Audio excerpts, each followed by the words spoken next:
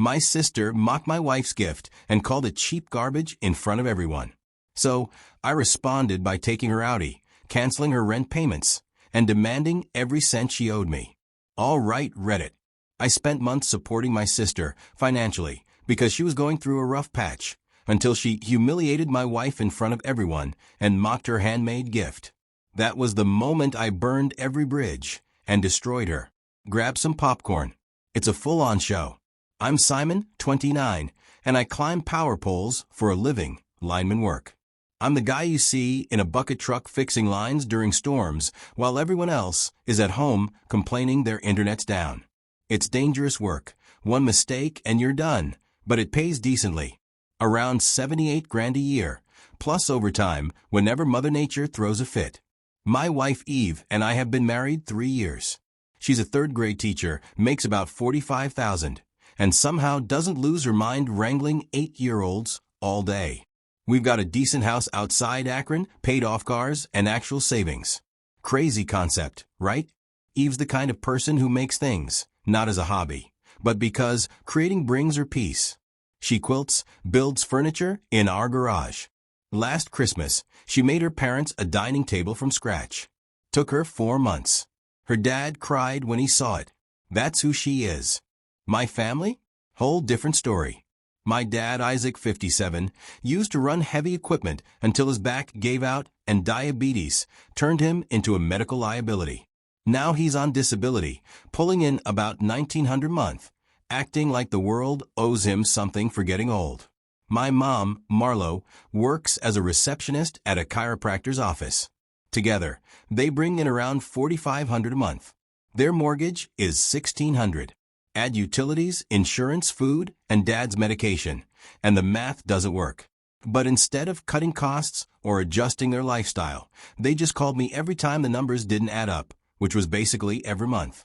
Then there's my sister Riley, 27'5'3", and absolutely convinced she's destined for greatness, despite zero evidence supporting that theory. She's been finding herself for the last decade, bouncing between retail jobs and community college classes she never finishes. She's that person who posts a photo at a trendy coffee shop with a caption like treating myself because self-care isn't selfish, and then texts me 3 hours later asking to borrow gas money. It started the way these things always do, small favors that turned into expectations. Dad's truck needed a new radiator. Mom's car registration was due. Riley's phone got shut off because she blew her bill money on a music festival. Every time it was temporary. Every time they promised to pay me back. And every time I was the bad guy if I didn't jump fast enough. The first big hit was Dad's truck. He'd been ignoring a noise in the engine for months because it still drives fine. Then it died on the highway during rush hour. Tow cost $180. Repair $3,100. His disability check was already gone. Mom's paycheck still a week away. So I paid it. What else was I supposed to do? Leave him stranded. That opened the floodgates. Every problem became my problem. Water heater died? Call Simon. Property tax overdue? Simon will handle it. Mom's car needs brakes? Simon's got it. I was covering at least $900 a month, mortgage shortfall, car insurance, internet, even the security system monitoring, because Mom was scared to be home alone. Eve warned me early on. We'd been married maybe a year when she first said it, "They're using you." Not mean, just matter of fact. They're family, I told her. They need help. There's help, she said. And then there's enabling. This is enabling. I didn't want to hear it. Eve's parents are retired accountants. They actually plan for retirement. They don't ask their kids for money because they don't need to. My family runs on a different system. The Simon will fix it system. Looking back, I can pinpoint the exact moment it shifted from helping to being exploited. But I didn't want to see it. I wanted to believe I was being a good son, a responsible older brother. What I actually was a chump. My coworker Trent called it one day. We were up on a pole replacing an insulator when I mentioned covering another bill. "Brother, you're not helping them," he said. "You're letting them stay children. Adults figure their problems out. Children call daddy when things go wrong. Except you're daddy now." He wasn't wrong. But families are complicated, right? You don't just cut people off because they're struggling. Except they weren't really struggling. They were just bad with money. The real insanity started with Riley's boutique idea. 2.5 years ago, she showed up at our house with a business plan, an actual printed one. She wanted to open a boutique clothing store in one of those trendy outdoor shopping centers. High-end women's fashion, curated collections, the whole Instagram aesthetic. This isn't just retail, she said. It's experiential shopping. Women want to feel special. I'm creating an atmosphere. And I'll give her credit, the research was good. Market analysis, target demographics, competitor pricing, projected revenue. She'd even found a location and negotiated a lease. The number she needed, $52,000. That covered the lease deposit, renovations, initial inventory, marketing, and 6 months of operating costs. Eve's reaction was instant and firm. Absolutely not, she said. She's 27, never held a job for more than a year. You really think she's going to run a successful business? But I was already halfway to talking myself into it. I reached out to a contract attorney named Colin, a guy recommended by one of my crew. We drafted a proper loan agreement, 6% annual interest, 48-month term, monthly payments of $1,250. And here's the important part, her 2018 Audi Q3 as collateral. When I showed Riley the paperwork, she threw a fit. Why are you making this so complicated? We're family. This is insulting. It's business, I told her. You want to be a business owner? This is how business works. She signed, mostly because no bank would touch her with that credit score. The renovation took 4 months. She poured herself into it with more energy than I'd ever seen from her. Honestly, the transformation was impressive. She turned a bland retail box into something that looked like it belonged in a downtown art district. The first 8 months went smoothly. Payments came on time.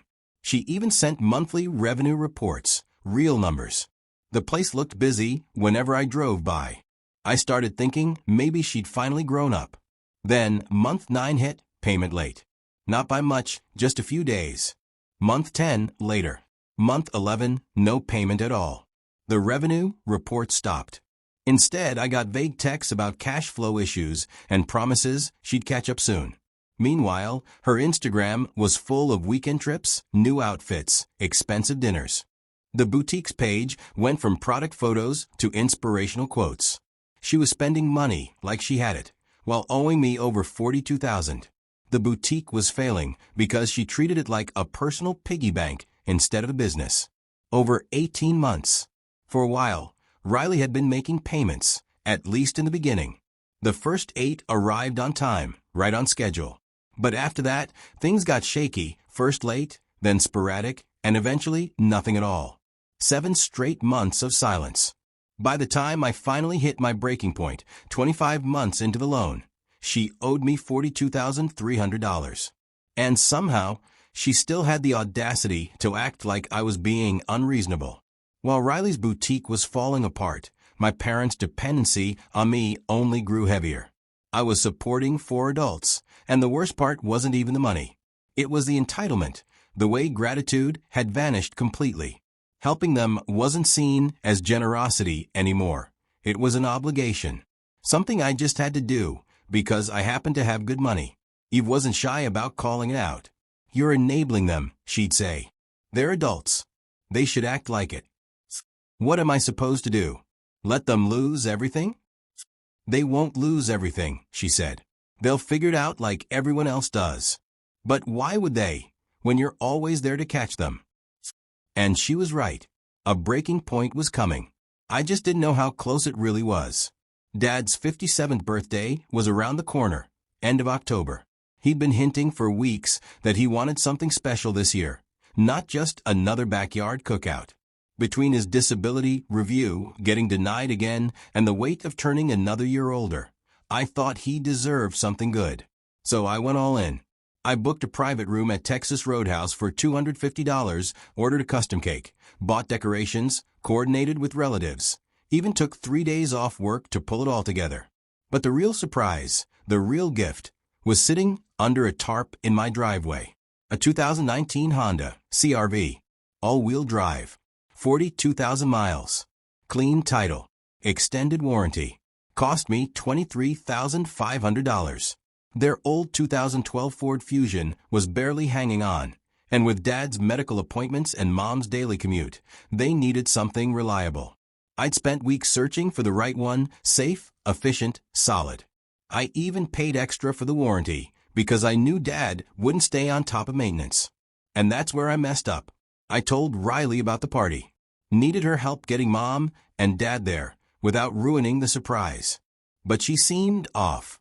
Too interested in every little detail. Who was coming, what time, whether anyone knew about the car. Then she offered to coordinate everything, so I could just focus on the surprise. I thought she was helping. She wasn't. October 27th, day before the party. Eve spent 6 straight hours finishing her own gift. Not just something bought from a store, but a full-sized handmade quilt. A masterpiece, really. She designed a custom pattern with Dad's favorite colors and even transferred a family photo onto fabric as the centerpiece. She'd been working on it for weeks, late nights after school, weekends bent over the sewing table, pricking her fingers, redoing parts until they were perfect. "Do you think he'll like it?" she asked, folding it carefully into a gift box. "He's going to love it," I told her. And I meant it. It was the kind of gift you can't buy, the kind that comes from love and effort. October 28th, 7 p.m. Eve and I were sitting in that private room at Texas Roadhouse, surrounded by balloons and decorations, staring at empty chairs while the waitress asked if we wanted to order appetizers. "They're just running late," I said, checking my phone. "Traffic, maybe." 7:20, called Dad. Straight to voicemail. 7:35, tried Mom. Voicemail again. 7:50, called Riley. Her number was disconnected. By 8:15, Eve and I were eating expensive steaks alone while I texted every relative I could think of. No one responded. Other diners started glancing our way. 2 people sitting in a decorated party room that clearly wasn't happening. "Something's wrong," Eve said quietly. "This isn't an accident." And she was right. I pulled out my phone, opened Instagram, and there it was. Riley's story, posted 45 minutes earlier. A picture with the caption, "Real family celebrates together. Happy birthday, Dad." The photos hit like a punch to the gut. Everyone was there: Mom, Dad, Uncle Bruce, Aunt Christine, all my cousins, gathered in Dad's garage, eating pizza and laughing. Dad was wearing a birthday hat, holding a bottle of something, grinning wider than I'd seen him in months. Then came the next story. Some people think fancy restaurants matter more than genuine love. We know better. I kept scrolling. 8 stories in total. Dad cutting a grocery store sheet cake that said "Happy Birthday, Isaac" in blue icing. Uncle Bruce making a toast. Every post felt like a deliberate shot, each timestamp perfectly matching the time my dinner was supposed to start. And then my phone buzzed. The family group chat was blowing up. "Riley, hope you and Eve enjoyed eating alone. Dad had a real birthday, with people who actually care. Mom, best birthday surprise ever. So grateful for those who show up when it counts." And Christine, "Isaac looked so happy tonight. That's what matters." Not a single mention of me. Not one word about the party I'd spent weeks planning. It was intentional. They'd set this up to cut me out completely. I finally typed, "Interesting that nobody thought to mention this to me. I've been sitting at Texas Roadhouse for over an hour." The chat went silent for a few seconds. Then Riley replied, "Oh, you actually showed up to that? We figured you'd be too busy counting your money to care about family." Uncle Bruce chimed in next, "Maybe next time don't make it about showing off." And that's when it hit me. They were punishing me for asking Riley to pay back her loan, for daring to set boundaries, for not being everyone's personal ATM. Eve looked at me, saw my expression change. "What are they saying?" she asked. I showed her the screen. Her jaw tightened. "They planned this whole thing to hurt you." More messages came through, each one colder than the last. "Riley, Dad deserves a party with people who love him, not people trying to buy his affection." "Mom, pizza and family beats fancy restaurants any day." And then Dad's message popped up. "Had a great time tonight. Thanks to everyone who made it special. That one broke me. It hurt more than anything Riley said. Because he wasn't defending me. He was agreeing with them. I just sat there, staring at my phone, realizing that the people I'd done everything for, every sacrifice, every dollar, had chosen to humiliate me instead. Eve watched me quietly while I tried to process everything. The expensive dinner sat half-eaten in front of us, the gift box with her handmade quilt resting on an empty chair beside me. The balloons I'd paid for now looked absurd, almost mocking. She reached across the table and took my hand gently. They planned this, she said softly. Your sister organized the whole thing, just to humiliate you. Something in me broke open. I opened the family group chat and typed, "What the hell is wrong with you people? I'm sitting alone at Dad's birthday dinner, the one I planned and paid for." 2 full minutes of silence. Then Riley replied, "Sit alone with your pathetic gift. Nobody wants your money or your presents." And that was it. Something inside me snapped. I stood up, walked out to the parking lot, and pulled the tarp off the CRV. The silver paint gleamed under the parking lot lights. I snapped a picture, the car shining with a big red bow on top, and sent it straight to the family chat. "Don't worry. I'll definitely be keeping my gift." That's when everything exploded. My phone started ringing immediately. Dad first, then Mom, then Uncle Bruce. The chat lit up with panic messages. "Dad, wait. Is that a new car?" "Mom, Simon, what is that?" Riley, silence. "Uncle Bruce, hold on. You bought Isaac a car?" The calls didn't stop. Message after message. Backpedaling, excuses, fake concern. It was a misunderstanding. "We need to talk about this. Let's not do anything we'll regret." I didn't answer a single one. When we got home, Eve made tea. We sat on the couch, the quiet between us heavier than words. She didn't try to talk me out of anything. She just waited. "Riley told them not to come," I finally said. "She organized the whole thing just to embarrass me."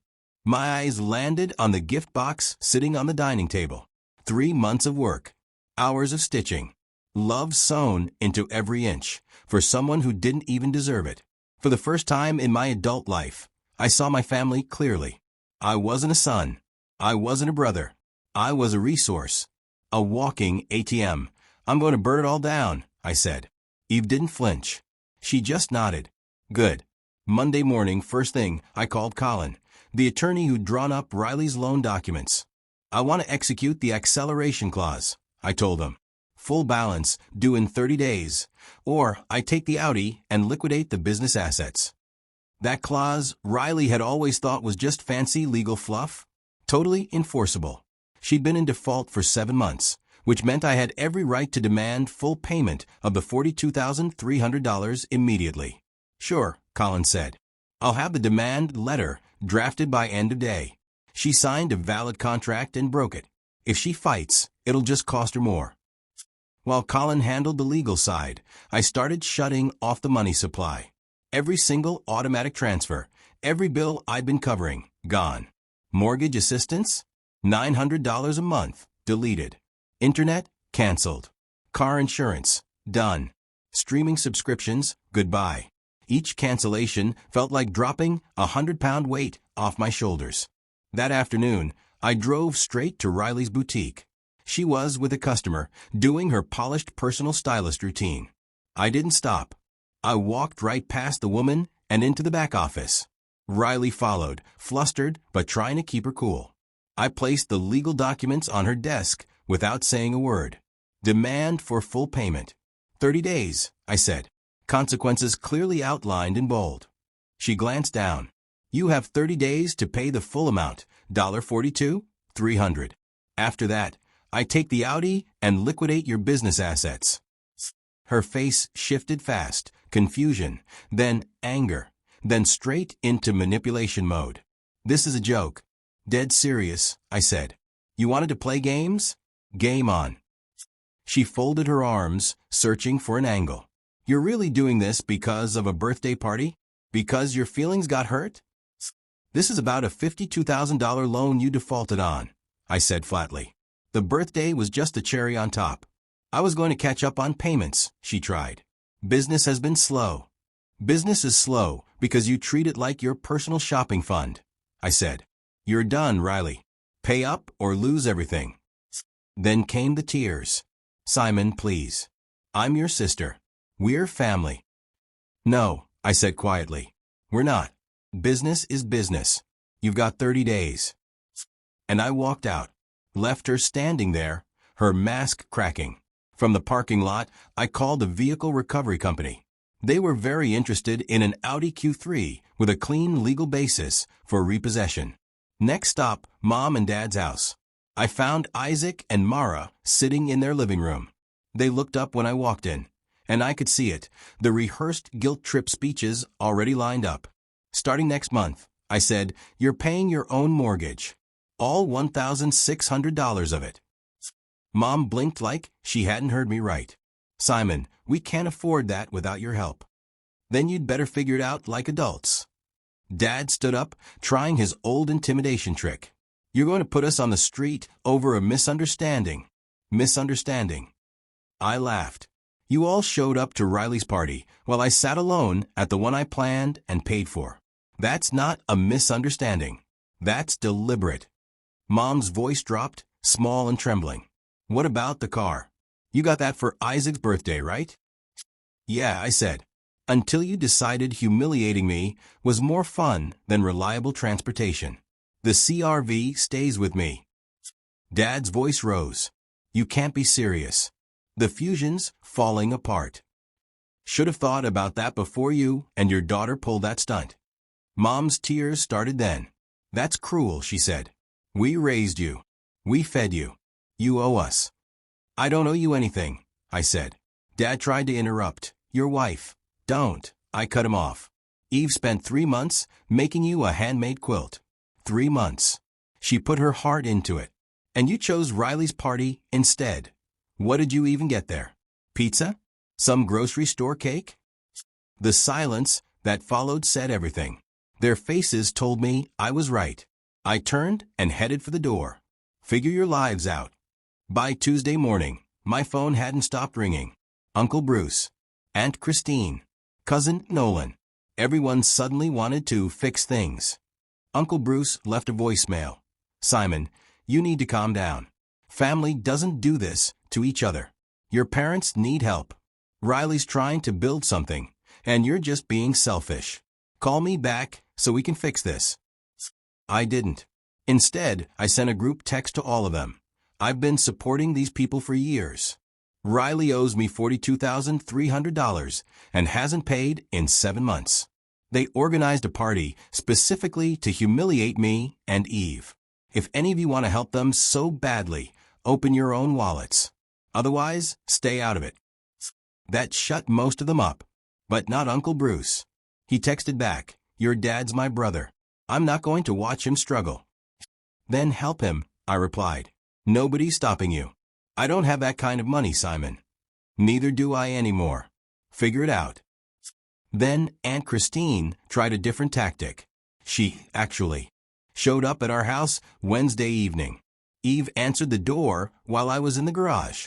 Simon needs to understand what he's doing, I heard her say. Isaac and Mara are struggling. Eve's response was cold as ice. They organized a party to exclude and humiliate us. They mocked a gift I spent 3 months making. And they've been using Simon as an ATM for years. He's done. But they're his parents, Christine insisted. Being parents doesn't give you a license to exploit your kids. Christine tried to push past her. I need to talk to Simon. I stepped out of the garage then. She saw me and immediately went into guilt trip mode. Simon, your mother's crying every night. Your father's health is getting worse. You're killing them with this. I shook my head. No, I said. I'm not. They want family? They. She said I should have acted like it. Then she left, but not before tossing out one last line about how family is forever and money is temporary, and how God wouldn't be proud of what I was doing. Classic Riley, pulling the guilt card right before walking out. The fallout didn't take long. It all started unraveling, week by week, like dominoes tipping one after another. Week 1, Riley's Audi vanished. The repo company showed up in broad daylight, right in her work parking lot, in front of everyone. She posted crying videos on Instagram, claiming her car had been stolen and begging people to share it. But it wasn't stolen. It was sold at auction for $21,400. The money went straight to her debt, slicing it down to $24,700, plus interest still piling up. 3 weeks later, her boutique shut its doors. When you default on a business loan and can't make rent, landlords stop pretending to care. Colin handled the asset seizure himself. The equipment sold. The lease was terminated. Riley tried everything, applying for emergency loans from 3 different lenders. But once they saw her credit history, that defaulted loan, she was instantly rejected. Now, she's working at Target minimum wage, surviving on the small tips she can hustle. She rents a studio above a Chinese restaurant, where the smell of fried rice clings to everything. Her new boyfriend, Tate, is some wannabe influencer who plays video games all day and borrows money from her he'll never pay back. My parents held out longer, but not by much. The first month, they scraped by, borrowing from Uncle Bruce, selling off some of Mom's jewelry. The second month, everything started slipping. The mortgage company began calling daily. Dad took a part-time job at a hardware store, painful work for a man with his back problems. Mom joined one of those pyramid schemes selling weight loss shakes online. By week 6, their old Fusion finally gave out. Just died in a parking lot one day and never started again. The repair bill would have cost more than the car was worth. From then on, they were walking, catching rides with neighbors, doing whatever they could. By the 3rd month, an eviction notice landed on their door. 30 days to pay or get out. They ended up in a cramped 2-bedroom apartment in a rough neighborhood, the kind where sirens echo all night long. The rent there was somehow higher than their mortgage had been, but their credit was ruined. No bank would touch them. 6 weeks after I cut them off, everything came crashing down on a Thursday night around 9 p.m. Someone started pounding on our front door. Not knocking, pounding. I looked through the peephole, and there was Riley. She looked wrecked. Eyes swollen from crying, hair a tangled mess, makeup smeared across her face, wearing old clothes I hadn't seen in years. She was swaying a little, and when I opened the door, but didn't move aside, the smell of alcohol hit immediately. "What do you want?" I asked. "What do I want?" She laughed, her voice slurred. "I want my life back. I want you to stop being such a vindictive jerk and fix what you destroyed." She was holding something, a half-empty bottle. "You destroyed my business," she spat. "You took my car. You ruined everything because you couldn't handle one family dinner." "You defaulted on a loan," I said quietly.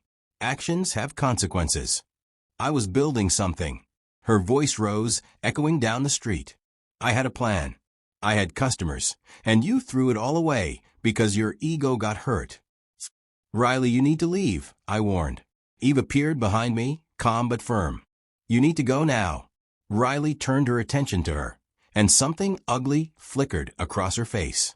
"Oh, look who it is, the perfect wife. Tell me, Eve, does it feel good? Watching him destroy his family over your stupid quilt?" "Excuse me." Eve's voice went cold. "That pathetic quilt you made," Riley sneered. "Like anyone wanted that cheap, handmade garbage. You think you're special because you can sew? News flash, nobody cares." That crossed a line. I stepped forward, putting myself between them. "You don't talk to my wife. Ever." "Or what?" she shot back. "You'll ruin my life some more? Too late, Simon. You're just a bitter loser who can't stand people having fun without him." Her voice was getting sharper, her hands waving wildly with the bottle. "You think you're so great because you climb poles? You're nothing. Just a high school grad who got lucky." "Last warning," I said. "Leave. Make me." And that's when she did something incredibly stupid. She threw the bottle straight at Eve. Instinct kicked in. I moved fast, raised my hand. The bottle hit my palm instead of Eve's face, bounced off, and shattered across the front step. Glass and liquid everywhere. Riley froze. For a moment, she seemed to realize what she'd done. Then she turned and ran. Eve was already on the phone with 911. The police arrived in under 10 minutes. They found Riley 2 streets over, sitting on a curb, crying. Our neighbor had recorded everything on video. "Do you want to press charges?" the officer asked after taking our statements. I looked at Eve. She had a small cut on her arm from a shard of glass. "Yes," I said quietly. "I want to press charges." They arrested Riley for assault and public intoxication. The next day, I went to the courthouse, filed for a restraining order, brought the video evidence, Eve's photos, the witness statement from our neighbor. The clerk processed everything fast. The temporary order went into effect immediately. Riley was forbidden from coming within 100 yards of me, Eve, or our home. No contact, no exceptions. Violation meant immediate jail time. 2 weeks later, the court hearing arrived. Riley showed up looking like a ghost, tired, disheveled, sitting beside some bargain attorney who clearly wanted to be anywhere else. The judge reviewed the footage, the photos, the reports. "You threw a bottle at someone's face," he said. "You were intoxicated on their property and you made threats. Do you understand how serious this is?" Riley tried to speak, but her attorney silenced her, muttering something about family disputes and emotional distress. The judge wasn't buying it. "Permanent restraining order granted," he ruled.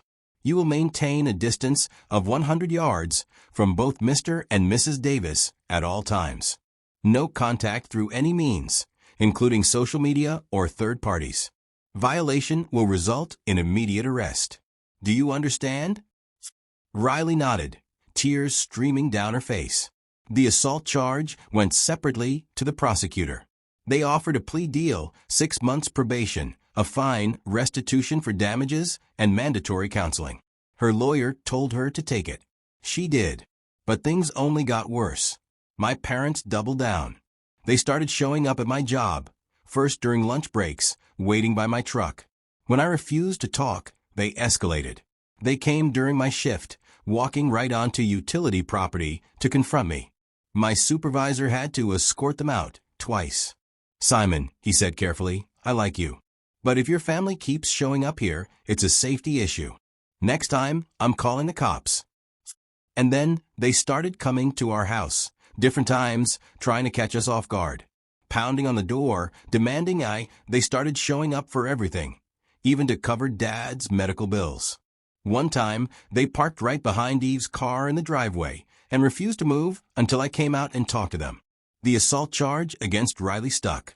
6 months probation, a $1,200 fine, and $380 to replace our shattered light fixture. Her boyfriend, Tate, ditched her the very next day. 2 weeks later, Mom called. Her voice was trembling. "Simon, please, your father collapsed at work. His blood sugar was dangerously high. He's in the hospital. We can't afford the bills." The old me would have been there in 10 minutes. But that Simon was gone. "That's tough, Mom," I said. "Hope you figured out." "He could die, Simon.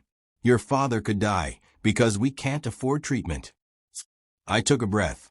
"You should have thought about that before you humiliated me and my wife." "We were wrong," she cried. "The party, it was stupid, it was cruel. We know that now. Please don't punish us by letting Isaac die." "I'm not punishing anyone," I said quietly. "I'm just not paying anymore. County Hospital has programs. Look into it." And I hung up. It was brutal. It hurt like hell. But I meant every word. 3 days later, Riley showed up again. She stood on the sidewalk, hollow-eyed and shaking. "I know about the restraining order," she said softly. "I just need to say something. Please just hear me." Eve stood beside me in the doorway. "Make it quick," she said. "I'm sorry," Riley whispered. "I finally understand what I did. The party, the loan, mocking Eve's quilt, throwing that bottle, all of it." "Okay," I said carefully. "Dad's in the hospital. Mom's falling apart.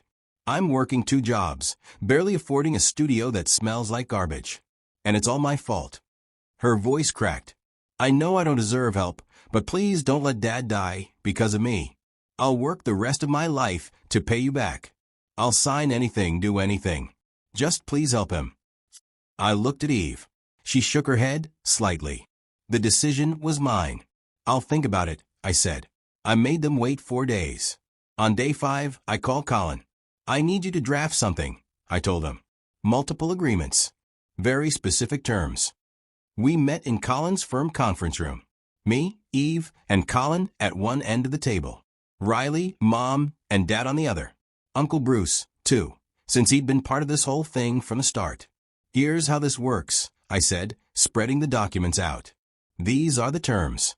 Non-negotiable. You sign them all, or you get nothing. I slid the first document toward Riley. After the Audi sold for $21,400, you still owed me $24,700, plus $3,200 in legal fees and damages from the assault.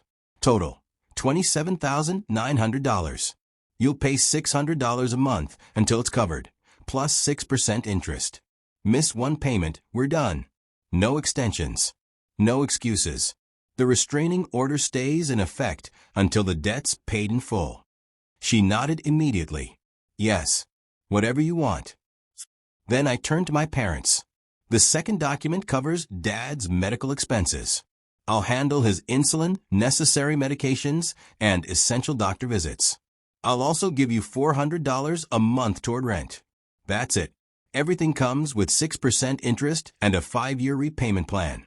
Once Dad's stable, you start paying me back. Miss one payment, the help stops. Mom's voice was quiet. We understand. You'll also attend every financial counseling session, I continued. I'll get progress reports. Skip one, and the deal's off. Dad looked like he wanted to argue, but he knew better. Okay. And one more thing, I said. You're going to post a public explanation of what happened. On Facebook. No sugarcoating. You're going to own it. Mom's face fell. That's humiliating. Yes, I said. It is. And Eve gets an apology. In person. Right here, in front of all of us. Riley turned to Eve. I'm so sorry. The quilt was beautiful. You spent months on it, and I mocked it because I was jealous and petty. I'm sorry for the bottle. For everything. Eve nodded slowly. Thank you. Mom and Dad followed, adding their apologies. Colin looked around the table. Everyone clear on the terms? If anyone violates any part of these agreements, Simon has the legal right to end all support immediately. These documents are airtight. They all signed. Dad's hospital bill got paid the next day. Riley's first payment was due in 30 days. Mom and Dad's rent help started the next month. And the Facebook posts, those went up 3 days later. Each of them posted similar messages, explaining what they'd done. The secret party. How they excluded me and Eve. How they mocked her gift and used me like an ATM. The comments were brutal. Family members asked what they were thinking. Some people tried to defend them, but most didn't. Then, the payments started coming in. Riley's first $600 arrived on day 30. Then her second. Then her third. Dad's condition stabilized. They got him on a proper diet and a real medication schedule. Mom and Dad showed up for every financial counseling session, learning how to actually budget for the first time in their lives. 3 months in, Riley was juggling 3 jobs, Target, a grocery store, and a coffee shop. It was grinding her down, but she kept paying on time. The whole family dynamic had changed. No warmth, no Sunday dinners. Everything was business, payments, budgets, medical updates. Eve kept her distance, polite when she had to be, but never friendly. She hadn't forgiven them for the quilt, and honestly, I didn't blame her. 9 months into the new arrangement, things were holding, barely, but holding. Riley's payments came in like clockwork. Mom and Dad were finishing their second round of financial counseling. The $400 I sent helped, but they still had to work hard for the rest. The Honda CR-V was still parked in my driveway. Eve once said we should keep it. It's a reminder, she told me. Whenever my parents came for budget meetings, they'd walk past that CR-V. I'd catch Dad glancing at it, his expression somewhere between regret and anger. I don't trust them, Eve said one night. People don't change that fast. You think they'll test the boundaries? I asked. Oh, they will, she said. Eventually. And she was right. The test came in month 10. Mom called, using that soft, practiced tone. Simon, honey, Your father's teeth are in bad shape. He needs dental work. Probably a few thousand. It's not covered under medical support, but we were hoping you could help. Does he need it to survive? I asked. Well, no, but he's in pain. Then it's not critical medical, I said. Not covered. Son, he's suffering. Mom, we have a contract. Critical medical means life-sustaining treatment. Dental work isn't in the agreement. This is cruel. No, I said quietly. Cruel was organizing a party to humiliate me and Eve. This is business. She hung up. 2 hours later, Dad called. Same conversation. Same answer. 2 weeks after that, they found a way. Dad got his dental work done through a county program. They figured it out. Month 11, Riley tested her own boundary. Her payment was 5 days late. I waited until day 6. Where's the payment, Riley? I texted. I'm sorry, she wrote. I got behind. Contract says 30 days, I replied. You're now 6 days into month 12 without paying month 11. 24 days to get current or we're done. I'll have it, she said quickly. 24 days. Not negotiating. 13 days later, the payment came through with a text. Sorry for the delay. Won't happen again. I didn't reply. The payment said enough. 18 months in, things had settled into a rhythm. Riley had paid off about $10,800 of the $27,900. At this rate, another 3 years. Her Instagram was quiet now. Just another person grinding through life. Humbled. My parents were in their second year of counseling. Still in that rough apartment. Dad still working at Lowe's. Mom at a call center. They'd learned to shop at discount stores, clip coupons, plan meals. But resentment still lived in Dad's eyes. I could see it every time we sat down for quarterly reviews. He hated that his son was supervising his money, but he kept showing up. The new normal was cold, transactional, lonely in its own way. Some might call that sad. I call it self-respect. Sometimes I wish things were different, that I could have a real family again. But the truth is, some bridges stay burned. And I'm okay with that. You can't force people to value you. The only thing you control is whether you let them keep exploiting you. And I stopped letting them. Now, life's good. Really good. YouTube just dropped this new hype feature. If you've made it this far, smash that hype button.